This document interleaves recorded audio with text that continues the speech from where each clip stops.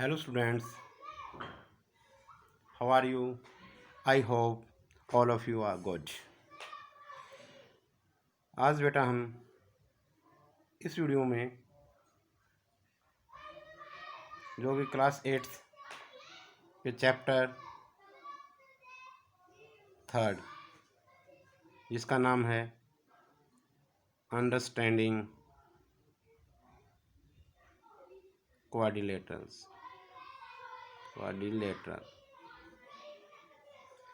और एक्सरसाइज है हमारी 3.2। इससे पिछले वाली वीडियो में हमने बेटा एक्सरसाइज 3.2 के क्वेश्चन फर्स्ट, सेकंड और थर्ड किया था और इस वीडियो में हम क्वेश्चन नंबर 4 एंड अब वो करेंगे जिसको आपने बड़े ही अच्छी तरह से समझना है। क्वेश्चन नंबर 4, 5 एंड 6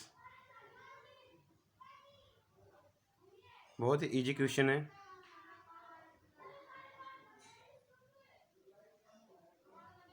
जो फोर्थ और फिफ्थ 6 क्वेश्चन में जो प्रॉब्लम्स हैं वो हमने जो इनसे रिलेटेड हैं वो इंट्रोडक्शन में हमने उनको जाना है अच्छी तरह से। जिस बच्चे ने इंट्रोडक्शन को अच्छी तरह से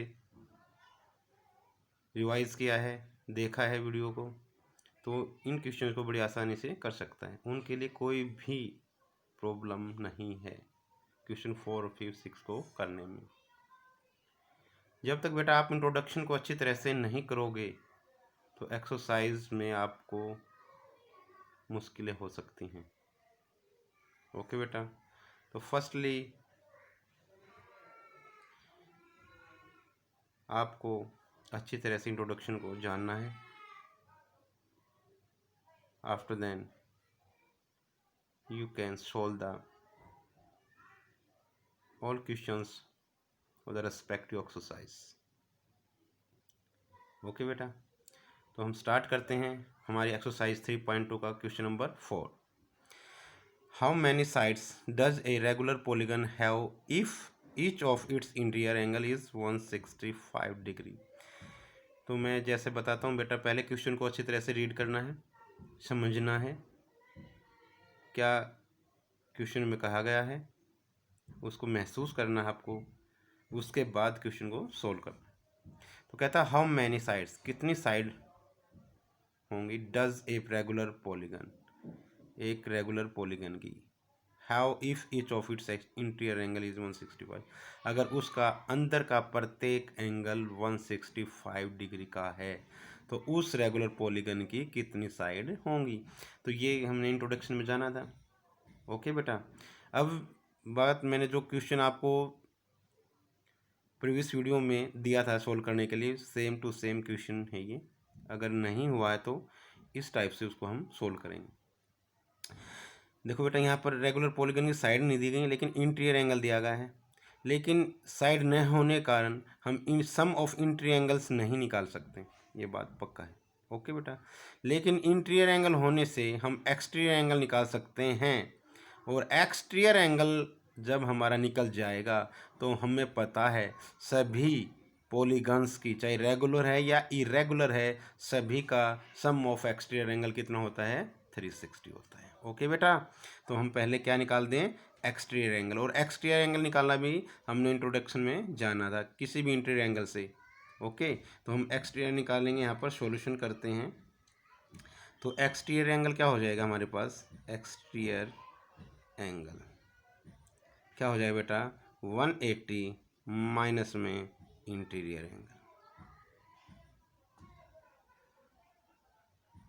आ गया समझ में। तो 180 डिग्री माइनस में हमारा इंटीरियर एंगल कितना बेटा, 165। तो क्या हो जाएगा अब, 180 माइनस 65, 15 डिग्री। क्या हो जाएगा, 15 डिग्री। आ गया आपके पास एक्सटीरियर एंगल। अब आप साइड निकाल सकते हैं। तो नंबर ऑफ साइड क्या हो जाएगा हमारे पास, नंबर्स ऑफ साइड्स क्या आ जाएगा बेटा, बताया था ना क्या, जब एक्सटीरियर एंगल आ जाता है तो sum of all exterior angles upon में number of sides, sorry measure of an exterior angle. तो क्या होता है, हमें पता है sum of all exterior angles by 15 से कैंसिल आउट करेंगे, 15 टू जा 30, 15 फोर जा, तो 24 साइड्स आ जाएंगे हमारे पास। कितने आ जाएंगे बेटा? 24 साइड्स। ओके, हम चलते हैं बेटा अब क्वेश्चन नंबर 5 की तरफ। 5 में क्या कहता है, इज इट पॉसिबल, क्या यह संभव होगा, to have a regular polygon, कोई भी regular polygon with measure of each exterior angle as 22, कि उसका प्रत्येक जो बाहरी कोण है वो 22 हो। तो हम चेक करेंगे सॉल्यूशन ए का। अगर एक्सटीरियर एंगल 22 है तो हम 360 से डिवाइड करेंगे, अगर हो जाता है तो वो पॉसिबल है, अदरवाइज नॉट। तो देखते हैं 360 को हम अगर कंप्लीट 22 से डिवाइड कर पाते हैं तो 22 से डिवाइड करेंगे, 2 से 2 11 जा, 2 1 जा, 2 3 जा, और 2 1 जा 2, 2 8 जा, ठीक है बेटा, और 0। तो 180 बाई 11 आ जाएगा, लेकिन 180 11 से डिवाइड नहीं हो पाता। तो हम क्या लिखेंगे यहाँ पर, हमारा क्या आंसर आ जाएगा, आंसर आ जाएगा हमारा नो। क्यों? बिकॉज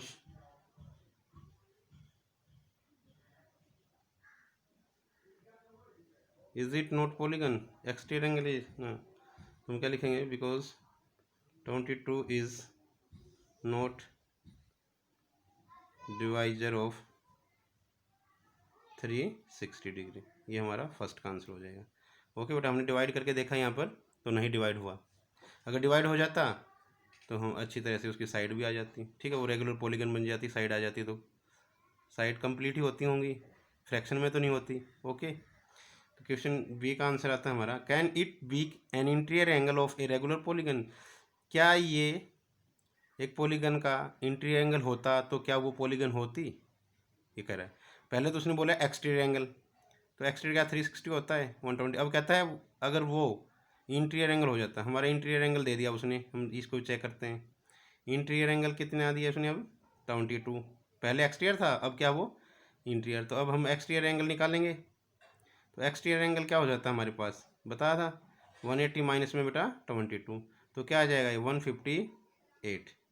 अब 158 से हम 360 को डिवाइड करेंगे, तो चेक करेंगे यहाँ पर हम 360 बाई 158 से डिवाइड, तो 158 से 360 भी कंप्लीट डिवाइड नहीं होगा, नॉट डिवाइड कंप्लीट, ठीक है बेटा, नॉट डिवाइड कंप्लीट नहीं होता, तो हमारा आंसर क्या हो जाएगा, नो हो जाएगा ये भी। तो आंसर क्या हो जाएगा हमारे पास भी, no.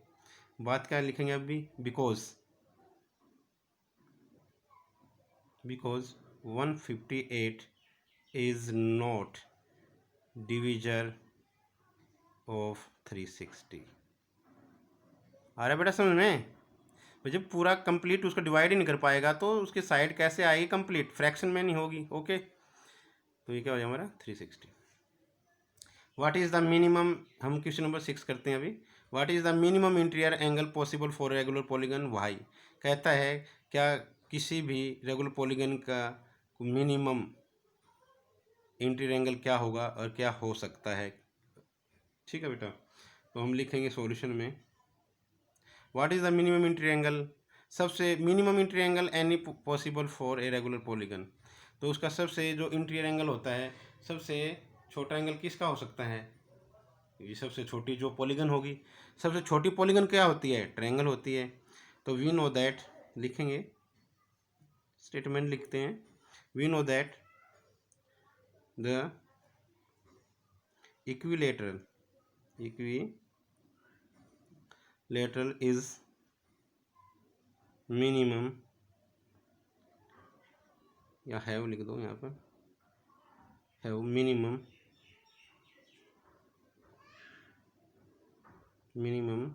3 sides, have 3 sides. Okay बेटा, अब 3 साइड्स हैं तो उसका इंटीरियर एंगल क्या आ जाएगा, अब एंगल निकालने का हमें पता होता है, क्या हो जाएगा 180 बाई तो नंबर ऑफ साइड्स क्या हो जाएंगे हमारे पास, नहीं एंगल क्या निकल जाएगा, इंटीरियर एंगल, तो हमारे पास निकालेंगे हम इंटीरियर एंगल। देखो उसका मिनिमम इंटीरियर एंगल क्या होगा फिर, इंटीरियर एंगल क्या होता है जी 180 total sum of interior angle upon में साइड्स 3, तो क्या आ जाएगा 60 डिग्री। उसका प्रत्येक एंगल कितने का होगा, इंटीरियर एंगल कम से कम 60 का होगा। ठीक है बेटा, हम क्या लिखेंगे आंसर में कि जो इक्विलेटर एंगल है be a regular polygon of 3 side had least measure of interior angle 60। आप ऐसे भी लिख सकते हो और ये भी ठीक है आपके लिए। We know that the equilateral triangle have minimum 3 sides. तो इंटीरियर एंगल क्या हो जाएगा उसका, ईच इंटीरियर एंगल क्या, ईच इंटीरियर प्रत्येक इंटीरियर एंगल कितने का होगा 60 का। बी में कहते हैं, ये फर्स्ट का हमारा आंसर हो गया। What is the maximum exterior angle possible for a regular polygon. अब ये सबसे जो मैक्सिमम एंगल एक्सटीरियर एंगल क्या हो सकता है, इसी का हो सकता है एक्सटीरियर एंगल। ठीक है बेटा, तो बी का भी आंसर क्या हो जाएगा, तो मैं एक्सटीरियर एंगल भी तो हम क्या लिख सकते हैं, तो एक्सटीरियर एंगल क्या आ जाएगा इसका, इसी का 180 माइनस में 60 हो जाएगा, तो क्या आ जाएगा 120 डिग्री जी। प्रत्येक कितने का एंगल आ जाएगा इसका 120 का। तो we can say that the greatest exterior angle is 120। Greatest integer क्या आ जाएगा, एंगल क्या आ जाएगा, we can say that the greatest in exterior angle is 120 degree बेटा। ये हमारा सेकंड का आंसर हो जाएगा। उसने पूछा है सेकंड में what is the maximum exterior angle possible for regular, एक रेगुलर पॉलीगन के लिए ज़्यादा से ज़्यादा कितना बड़ा एंगल पॉसिबल हो सकता है। तो अगर उसका सबसे इंटीरियर वाला सबसे छोटा होगा तो एक्सटीरियर वाला बड़ा मिल सकता है उस पॉलीगन का। तो सबसे छोटा एंगल किस क्या होता है जी, ट्रायंगल का होता है, जिसकी सबसे कम साइड होंगी तो वो तो इंटीरियर छोटा होगा एंगल। तो इंटीरियर सबसे छोटी पॉलीगन कौन सी होती है हमारी, इक्विलेटर ट्रायंगल होती है, जिसको हम रेगुलर पॉलीगन बोलते हैं। 3 साइड होती हैं, तो उसका हमने इंटीरियर एंगल निकाला बेटा 180/3 60 हो गया। अब 60 इंटीरियर एंगल है तो उसका एक्सटीरियर बड़ा होगा, मीन्स 120। तो we can say that the greatest exterior angle is 120। ये बी का आंसर हमारा, किसका आंसर है, बी पार्ट। ओके बेटा, आपका जो 3.2 एक्सरसाइज है वो कंप्लीट हो गया है। आई होप आपको अच्छी तरह से समझ में आया होगा। Thank you watching the video बेटा।